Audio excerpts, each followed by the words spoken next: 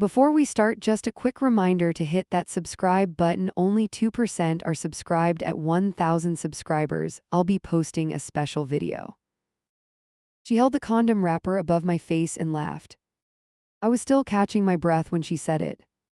We should poke little holes in these, then see what happens. My name is Alex and I am 27, and that line ended our relationship that night. At first I thought I misheard her, so I laughed too. She kept grinning, spinning the wrapper between her fingers like a coin. Then my brain finally caught up and my stomach just dropped. What did you just say again?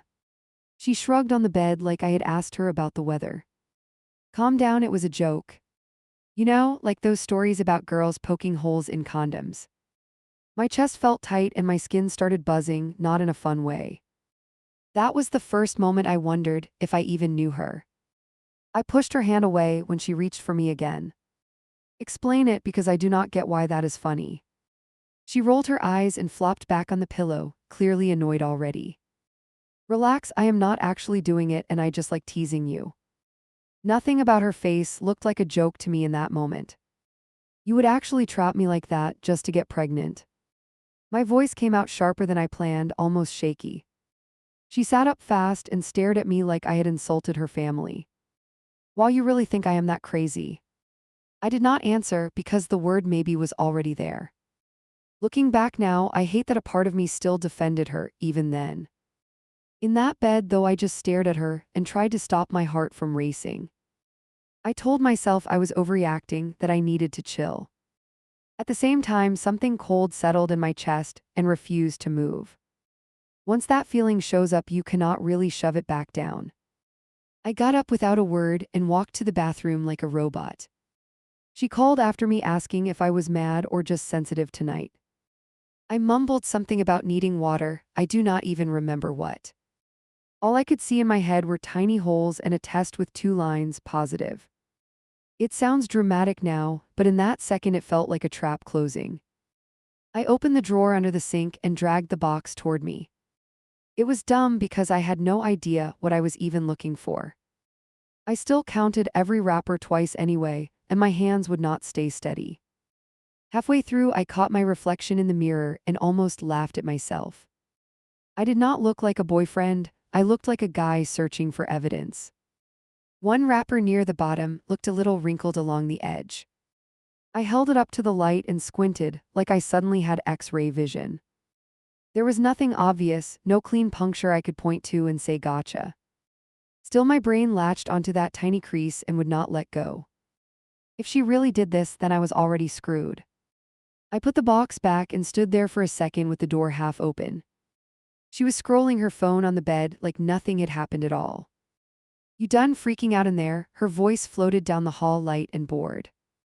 I stepped back into the room and tried to arrange my face into something normal. It probably looked like I had just seen a ghost and decided to lie about it. So I asked, were you serious about that whole thing or not? She locked her screen and looked straight at me now. If I wanted a baby that bad, I would just stop the pill, she said. Poking holes would be stupid. Do you really think I am stupid? That answer somehow felt worse than the joke, because it meant she had thought about methods. I laughed a little too loud and it sounded fake even to me. I told her I believed her, told her I just needed to hear it clearly.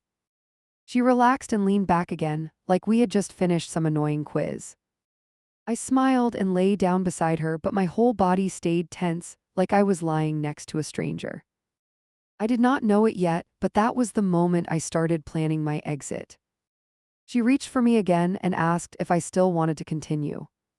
I told her I was suddenly exhausted, blamed work and some vague headache. She groaned and rolled away from me, pulling the blanket like a shield. She muttered whatever and told me not to start something I could not finish. I stared at the ceiling in the dark and counted imaginary traps instead of sheep. She fell asleep fast, her breath heavy beside me like nothing had happened. I lay there wired and wide awake, every joke she had cracked about kids replaying on a loop. You would be such a good dad and you are not getting younger, stuff like that. Back then I told myself she was just excited, now it sounded like a pattern I should have caught sooner. Lying there that night, I knew one thing for sure, I no longer felt safe with her. My phone started buzzing before my alarm even went off. Her name lit up the screen with a wall of hearts. Last night was perfect, you owe me a round two. I stared at the message while my eyes drifted toward the drawer. Nothing had moved, yet everything felt out of plaque. In that room. I typed back a short reply that looked cheerful enough on screen.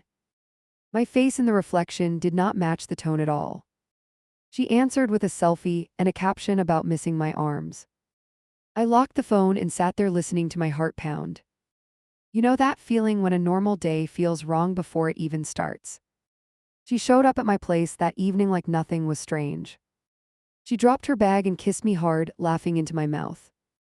You look wrecked on the phone, rough night without me or what? I pulled back faster than I meant to, and her smile slipped a little.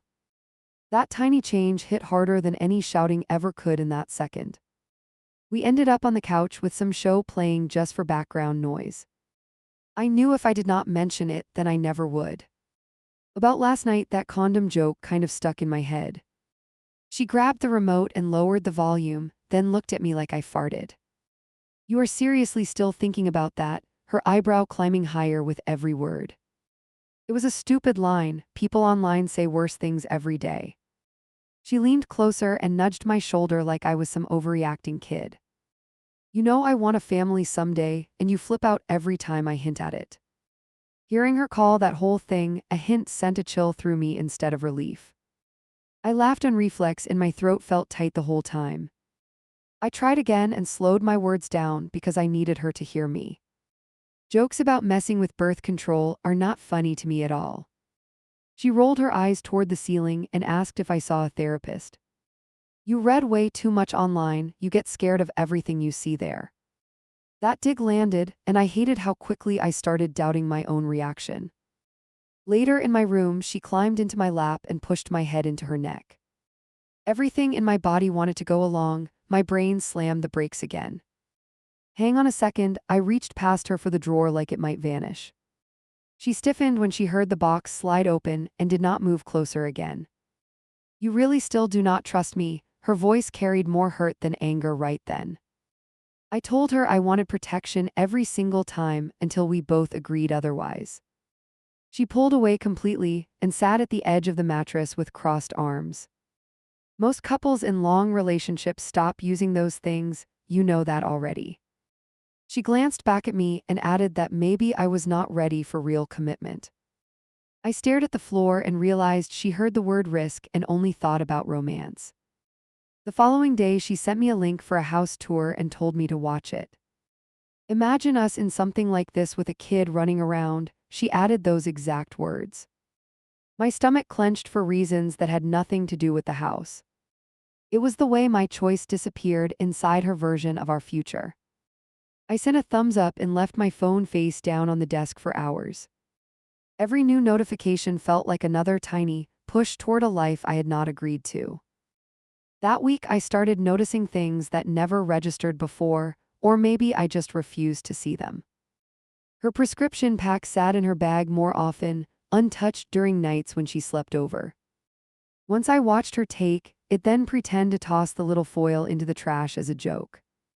She laughed when she caught my face and asked if I wanted to inspect the pill. I told her no and forced a smile. Inside, I felt like I was watching a magic trick go wrong. One night, she put a call on speaker while we cooked something quick in my kitchen. Her friend joked about getting older and asked when we were finally giving everyone a baby shower. She answered without missing a beat, told her it would happen sooner than people thought. She glanced at me while stirring the pan, eyes searching my face like she wanted confirmation. I forced another joke about needing a dog first, but my laugh cracked at the end. Looking back, that whole stretch of days feels like one long pressure test I kept failing. On the surface, nothing exploded. We still kissed and went out and slept in the same bed. Under that surface, I was counting everything, from kid jokes to skipped doses to casual lines about our future. Every time she mentioned our life years ahead, my chest tightened, and a quiet voice whispered that I should leave. I did not walk away yet, but how do you stay when every yes feels stolen from you? My mom texted that she made extra dessert just for my girlfriend. She added a line about hoping I was smart enough not to screw this one up. Reading that while putting on my shoes felt like a warning, not a joke. I stared at the screen until it dimmed and I realized I was stalling. In the car, she looped her arm through mine and hummed along with the radio. She told me my parents were her favorite people outside her own family. Tonight is going to be fun, you always get tense before visits. I forced a grin and said, I was just tired, my fingers dug into the steering wheel. My mom opened the door before we even knocked and went straight for my girlfriend. She wrapped her in a hug and kept talking about how beautiful she looked. When she finally glanced at me, it was more of a quick check than a greeting. I stepped inside and felt like a guest at my own house. My dad came from the kitchen with 2 glasses in his hands. He gave one to her first, then clinked his against hers with a big smile. Glad you dragged this guy over, he has been working too much again. She laughed and leaned into my side like we were the poster couple they wanted. We sat down at the table, and my mom launched into questions about her job. Every answer got a compliment, every story turned into proof she was amazing. You keep this one, my dad pointed his fork at me with a smirk. I smiled on autopilot and kept my eyes on my plate so no one saw my jaw clench. My sister slid into the chair across from me and unlocked her phone. A few minutes later, my own screen lit up under the table. If you do not marry her, I am stealing her myself. I glanced up and she wiggled her eyebrows, completely serious under the fake joke. My girlfriend jumped into a story about going ring shopping with a friend. She dropped in a line about knowing her size now and winked at my mom. My mom actually clapped once and asked what type of ring she liked most. I had no idea they had already covered ring styles, and my pulse kicked harder. At one point, my mom asked how we were handling living together so often. I tried to use that opening without blowing up the whole evening. We have had some tricky conversations lately, I am still figuring out a few boundaries. My mom waved a hand and told me every couple bumps heads before settling down. He is just overthinking like always, my girlfriend laughed and squeezed my arm. She added that I got nervous about change but always came around eventually. Everyone nodded like she had just read my entire personality in one clean line. I sat there with my mouth half open, knowing if I pushed back I would look petty. The conversation shifted when my dad asked about kids in that casual father way. So when do we get grandkids? He asked while passing the salad. My girlfriend did not miss a beat, said sooner than people might expect. She held my gaze as she said it, and my mom let out a happy little gasp. I tried to cut the moment before it stuck for good in their heads. We are nowhere near ready for that, we have things to sort out first. My dad chuckled and said no one feels ready before it happens anyway. The whole table laughed except me, and I could feel my chair getting smaller. Later, my mom pulled me into the kitchen to help clear plates. She bumped my shoulder with hers and told me I had better not screw this up. She is patient with you, not many people would handle your anxious side so kindly. I opened my mouth to talk about the condom comment, but the words turned to dust. Instead, I tried a softer version that felt safe enough to say out loud. Sometimes she pushes for big things before I am ready, I need time to breathe. My mom turned on the faucet and shook her head with a tiny smile. That just means she loves you and believes in you, stop looking for problems. Back in the dining room, my girlfriend sat close to my dad and listened to one of his stories.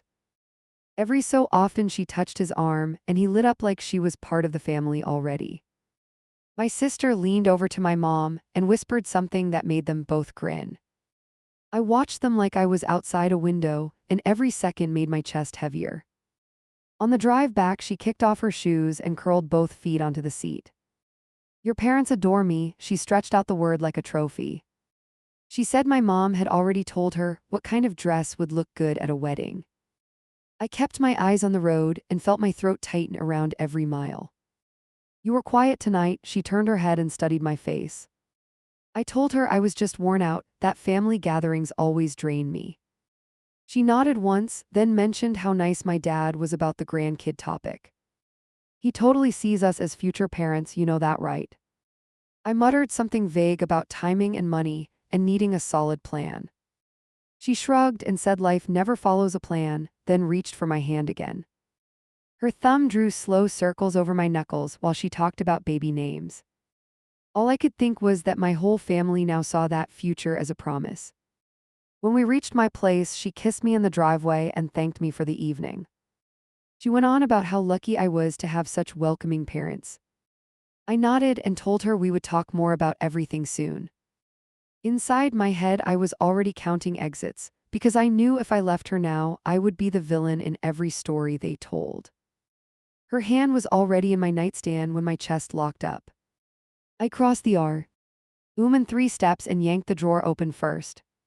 She laughed and told me I was weirdly eager tonight. I ignored the joke and reached for the box like it might bite. She leaned against my shoulder while I tore along the cardboard edge. "Let me get it, you always fumble with those things." I pulled the box away and told her I had it under control. It came out sharper than I meant, and the air went tight. I slid one condom into my palm, and something about it looked wrong. The ring near the opening looked slightly warped, not smooth like the others. It could have been nothing, just pressure from the packaging. My pulse spiked anyway because my brain already knew the story it feared. She shifted behind me and wrapped her arms around my waist. "Can we skip the inspection tonight? I actually miss you." Her lips brushed my neck while my eyes stayed locked on the wrapper. I peeled it open carefully, slower than I had ever done in my life. Spread out on my fingers, it still seemed off, just a little uneven. The thin latex near the tip had a tiny rough spot along the side. I rolled it back and forth, trying to decide if I was imagining everything. Then my stomach dropped when my thumb caught on the smallest snag. "What are you doing?" she asked, her voice thinner now. I did not answer because I was holding the thing up to the light. I turned it slowly and there it was, a pinprick that caught a glint. It was not a tear from stretching, it was a clean dot. I felt my face go hot and cold in the same second. I grabbed another condom from the box and ripped the wrapper open. That one looked smooth, no weird ring, no tiny catch under my thumb. Side by side, the difference felt impossible to unsee. "Tell me you see this," I held both out toward her. She frowned and squinted, then shrugged with this bored kind of annoyance. "They look the same, you're holding them weird." My hands were shaking hard enough to make them tremble between us. "I am not crazy," I ran my fingertip over that tiny hole again. "No way a factory defect hits the exact spot of your stupid joke." Her jaw clenched when I used the word joke and she folded her arms. "You are accusing me of something disgusting right now." I walked away from the bed before I started yelling. "Bathroom," I muttered, not trusting myself with more than that one word. I carried that one condom like evidence, careful not to stretch it. Behind me she called my name, her voice climbing with every second. In the bathroom I turned on the tap and filled the condom with water. It bloated in my hands, heavy and slick and unreal. For a second nothing happened, and I almost convinced myself I was wrong. Then a slow bead formed at that tiny dot and slid down my fingers. My legs went weak and I had to grab the counter with my free hand. I never wanted proof, I swear I did not want to be right. But there it was, dripping between my knuckles like a punchline from hell. I emptied it in the sink and stood there shaking. She appeared in the doorway, arms folded tight across her chest. "Why are you hiding in here? This is getting ridiculous." I turned the tap off and held up the limp rubber shape. This had a hole, I watched water seep out. Her eyes flashed wide for half a second before she rolled them. "So maybe it was damaged in the box, that happens sometimes. You ran in here and did experiments instead of trusting me." She sounded offended, like I had just insulted her cooking. I grabbed the box from the counter where I had dropped it. "If it is a packaging problem, we can check another one." I tore open a fresh wrapper and filled that condom too. No leak, no bulge, nothing but smooth latex holding steady. She shifted her weight from one foot to the other near the door. "So one was bad, the rest are fine. What is the issue?" "The issue is your line about poking holes and now this." I watched the words land, watched her mouth flatten. "You are connecting things that are not connected at all." She stepped into the bathroom and took the safe condom from my hand. She stretched it to prove it held, like that fixed anything. "You have always been paranoid about worst-case scenarios." I could feel my heart punching against my ribs hard and fast. I told her I would never forgive anyone who messed with contraception. She crossed her arms again and stared straight into my eyes. If I wanted a baby that badly, I would just stop my pills. That line again, that same logic, casual and calculated. I reminded her that lying about that would still be a massive betrayal. Her lips twisted into this bitter half-smile. You make it sound like I am trying to trap some stranger. I asked her directly then, because dancing around it was over. Did you damage that condom on purpose, yes or no? She looked at the mirror instead of me and adjusted her hair. You are out of your mind if you believe I did. The way she answered made everything feel worse, not better. She never said no, she insulted my sanity instead. I felt something inside me just snap into place. If I cannot trust you with this, I cannot stay. She laughed once, sharp and humorless. You are going to throw away everything over a manufacturing defect. Her voice rose on the last words, like she still expected me to backpedal. I told her again about the water test, about the perfect second condom. She moved past me into the bedroom and sat on the edge of the mattress. So that is it, you made yourself judge and jury tonight. Her hands were twisting in her lap now, nervous energy finally cracking through.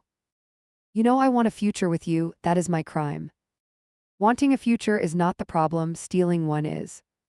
My throat burned as I said it, but I meant every syllable.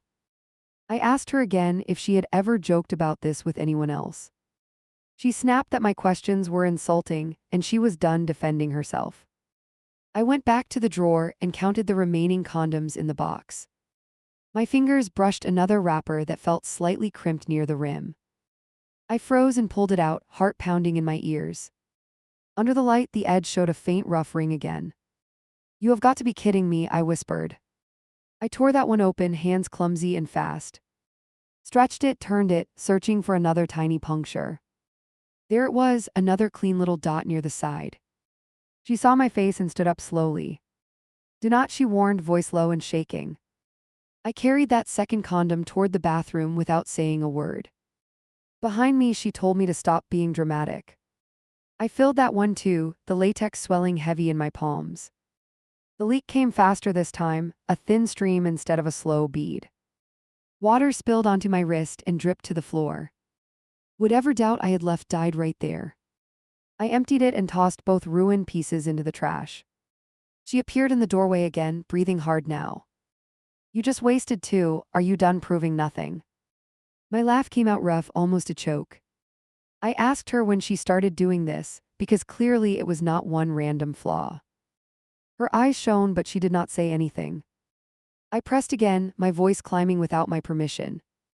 How many did you ruin? How many times did you gamble with my life? She slammed her fist lightly against the doorframe. Stop making it sound like I committed some crime. We have been together a long time, we both know where this is headed. You keep dragging your feet, I just gave fate a tiny nudge. That sentence made my skin crawl. A tiny nudge, like forcing someone into parenthood, was a random push. I stared at her and felt this mix of rage and heartbreak. You tried to remove my choice, there is no softer version. She wiped her cheek with the back of her hand, angry tears now. I knew you would freak out if I told you I stopped my pills. So you did stop them, the words tore out of me. She went still, then whispered that she missed a few on purpose. I remember grabbing the counter again because the room tilted. You played Russian roulette with my life, my money, everything. She stepped closer and reached for my arm. I jerked away so fast she flinched. Do you understand how terrifying this is for me? My voice echoed in the small space, cracked and raw. You joked about puncturing condoms, and then I literally found punctured ones.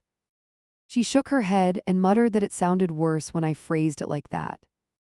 I walked past her into the bedroom and started picking up her things. She watched me shove clothes into her overnight bag, eyes wide. What are you doing? Her voice came out thin. I told her she needed to go home tonight. She grabbed the bag from my hands and pulled it back toward her. You are not serious, we will wake up tomorrow and laugh about this. I told her I would not be there when she woke up.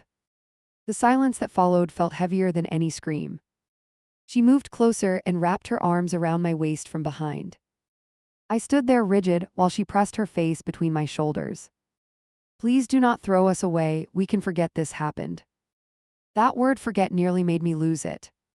I peeled her hands off me one finger at a time. You did not trip and break a glass, you crossed a line. I cannot unsee those holes, I cannot unknow you stopped your pills. Trust is gone, and without that there is nothing left to fix. She stumbled back onto the mattress and stared at me like I was a stranger. So that is what I am now, some crazy girl who trapped you. Her voice broke on the last word and she covered her face. I stood there feeling cruel and still knowing I was right. She tried one last move that almost worked on me. What if it already happened? What if I am pregnant now? My whole body went cold, my mind blank for a full second. I asked when her last period was and she looked away. That silence was worse than any answer. I told her she needed to take a test in the morning. She muttered that I was overweak. Ting and stormed toward the door. Her hand paused on the knob like she expected me to call her back. I did not say anything, and that choice still sits with me. She finally opened the door, grabbed her bag and walked out. The sound of it closing echoed through the apartment. I stared at the drawer at that stupid box and knew there was no walking this back. My phone lit up before the elevator even reached the lobby. By the time the doors opened there were 5 unread messages. I watched the screen buzz in my hand and did not touch it. My heart was racing again, like I had never left that bathroom. At my car I finally unlocked the screen. Where did you go? You seriously kicked me out over nothing. Answer me right now. Each line stacked on the last, sharper and more frantic. I typed and erased 3 different replies on the spot. Everything sounded either cruel or weak when I saw the words. I ended up sending one short sentence. We are done, I am not coming back from this. The typing bubble appeared almost instantly. You cannot just decide that alone after all this time. We both made mistakes, not just me. Come over tomorrow and talk like adults. My thumb hovered over the keyboard, then I locked the phone. Back then I thought ignoring her for a night might calm things. Now I know that gap just gave her time to rewrite the script. I drove home on autopilot, replaying every argument from the bathroom. Part of me still kept asking if I had exploded too hard. I barely slept, just laid there staring at the dresser drawer. Every creak in the hallway made me expect her key in the lock. Around sunrise, my phone buzzed again on the nightstand. I turned it face down and waited another hour. When I finally checked it, the newest message was longer. I feel sick, I have been up all night thinking. I am probably pregnant now, and you just abandoned me. My chest clenched loud and ugly, like someone grabbed it from inside. I called her instead of answering with text. She picked up on the second ring, breathing uneven. You did not even ask how I was, she snapped. I went straight for the one thing I needed. Have you taken a test yet? Silence rolled over the line, 3 thick seconds.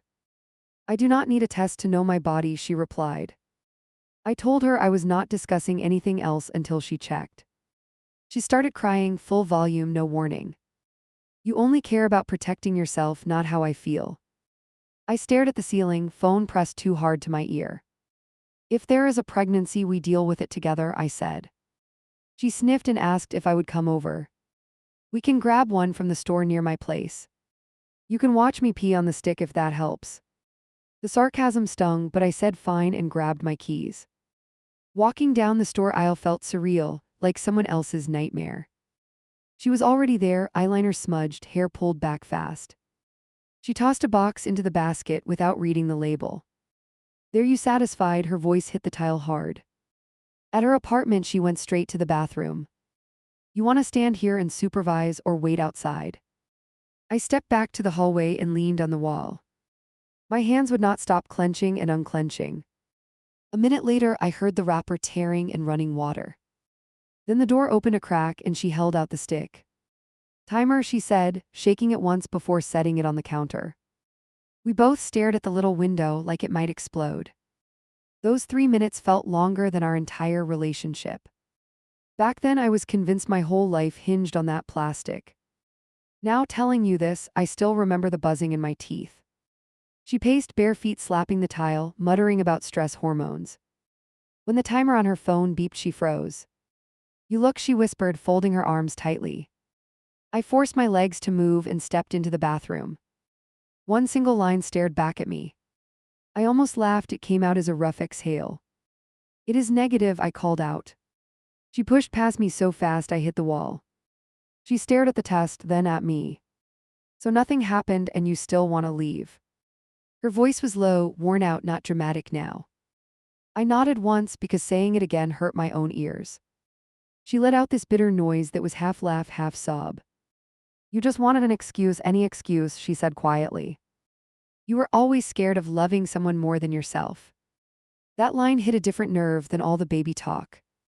I asked her if she understood what she had done at all. She shrugged, eyes shiny, face tight. "I did not poke every single one. I am not insane. I only picked a couple when things felt right. Like that made it better, some twisted compromise." I told her I could not risk staying with someone who gamed consent. She flinched like I slapped her. "Do not use that word on me," she hissed. Her hands shook against the edge of the sink. We stood there a long moment, bathroom mirror reflecting 2 Ks. I asked if she wanted me to tell her parents anything. She laughed again, tired and mean. "Oh, so you get to keep my reputation too." I picked up my jacket from the chair by the door. She followed me to the entry and blocked the frame. "If you walk out now, it is really over," she said. I told her it was already over last night, I just needed proof. Her eyes went flat at that word. "You walked into this wanting to be the hero," she said. "You got your evidence, congrats, enjoy your empty bed." She stepped aside and opened the door wide. Leaving that apartment felt both too easy and impossibly heavy. In the car, I sat for a full minute before starting the engine. My hands were steady, but my head felt packed with fog. I kept seeing those little pinholes, even though I promised not to dwell. By the time I reached my place, my phone was buzzing again. She had sent screenshots of our earlier messages with her own captions. "Look what he does when things get real. He cares more about condoms than people." A new notification popped up from my mom. "Call me now." I knew before opening it that my ex had beat me there. I still made the mistake of hoping she stayed vague. When my mom answered, her voice was already breaking. She told me my ex came by and looked devastated. "Your girlfriend says you abandoned her while she might be pregnant. You better have a very good explanation for this." I told her the test was negative, that there was no pregnancy. I could hear the relief through the phone, quick and shaky. But then came the follow-up. Why would she say that if she was not sure? Trying to explain tampered protection over the phone to a parent is brutal. I told her I found damaged condoms and watched water leak through them. I mentioned the missed pills, the jokes, the way everything lined up. The line went quiet for a long moment. My mom finally spoke, slower, more careful. "Factories make mistakes," she said. "Maybe you connected things wrong." She reminded me I have always leaned toward worst-case scenarios. I could feel her slipping to my ex's side without meaning to. My dad took the phone and his tone was firm, not emotional. He said women sometimes feel pressured and act out when they want more commitment. He said what she did sounded wrong if true, but maybe not evil. He asked if I had shouted or scared her. That question stung more than anything. I told him I raised my voice but never touched her. I admitted I told her to leave and refused to chase her. There was another silence, thicker this time. "Well, you two need to talk with a counselor," he finally said. He warned me not to make permanent choices while I was angry. I told him the choice was already done, counseling could not restore trust. He sighed hard and passed the phone back to my mom. She asked if I could apologize for how I handled things at least. Not for the accusation, but for the way I said it. She repeated that my ex was sobbing in their living room. That image twisted my stomach, even after everything. When the call ended, I sat alone on my couch. The apartment was quiet, too neat for how chaotic I felt. Her toothbrush was still in the bathroom, her jacket on the chair. I grabbed a trash bag and started collecting pieces of our life. Doing that felt petty and necessary at the same time. Every item I touched came with a memory I did not trust. The movie tickets from our first trip together went in the bag. The framed photo from my parents' last barbecue followed. Back then I kept stopping, thinking I should tuck some things away. Now I am glad I did not give myself that safety net. I knew if I left anything out, she would use it to slip back in. So I filled the bag until it bulged and tied it shut. My phone buzzed again while I stood over the trash can.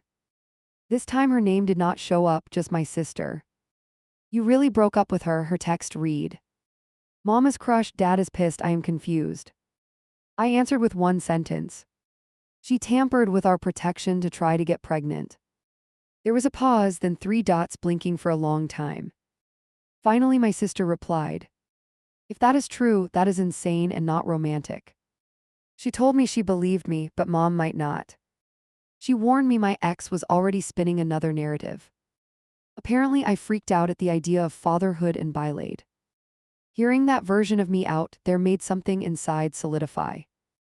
I blocked my ex's number for the first time since we met. The phone warned me I would no longer receive calls or texts. I confirmed and stared at the now empty thread. Blocking should have felt freeing, but it did not. I doubted myself more with every quiet minute that passed. What if I overreacted? What if the damage was random? What if? That word kept looping in my head like a broken audio clip. I tried working, could not focus. Tried watching a show, kept rewinding the same scene. Tried calling a friend, hung up before it connected. I did end. Ought know how to explain any of this without sounding unhinged. That night, after ignoring 3 calls from my parents, I unblocked her. I know that was dumb. The message came in immediately, like it had been waiting in line. One long paragraph, no breaks. She wrote that she had gone to urgent care feeling dizzy. She claimed they did a blood test and found she was pregnant after all. She wrote that stress could cause faint lines and false negatives. She added a sentence that still makes my skin crawl. "We lost our baby tonight because you stress me out so much." I stared at that line until my eyes blurred. We were never pregnant, I knew that from everything she had told me before. Her period dates, the timing, the test, all of it. She attached a blurry photo of what looked like discharge on tissue. Nothing about it looked like what she described, and I am not a doctor. Maybe that sounds harsh for me now. In that moment, though, I just felt sick. Back then I still tried to respond calmly. I wrote, "Did the doctor actually confirm a miscarriage?" She replied with more rage. "You care more about paperwork than our dead child." Our. That word flipped something final in me. She had faked a pregnancy, tampered with protection, then weaponized grief that did not exist. All to drag me back or destroy me if I stayed away. I took screenshots of the whole conversation right then. The holes, the test, the possible baby, the sudden loss. All of it in one long digital mess on my phone. Then I blocked her again, for real this time. Even after cutting contact, the guilt lingered. What if I was missing something? What if some tiny chance made her story partly true? I went to a clinic by myself the next day. I asked for a full panel and spoke to the nurse about the situation. She listened quietly while I stumbled through talk of tampered condoms. She did not look shocked, just tired in a way that told me she had heard similar. That reaction did more for me than anything my family had said. On the way home, I sat in my car outside my building. I opened my messages, scrolled through the screenshots, then closed them again. I opened my parents' thread and left it unread. My mind kept circling the same thought. Every person close to me already had an opinion. They either thought I was overdramatic or half right but still harsh. No one else was in that bathroom with me holding those leaking condoms. No one else heard her admit to missing pills on purpose.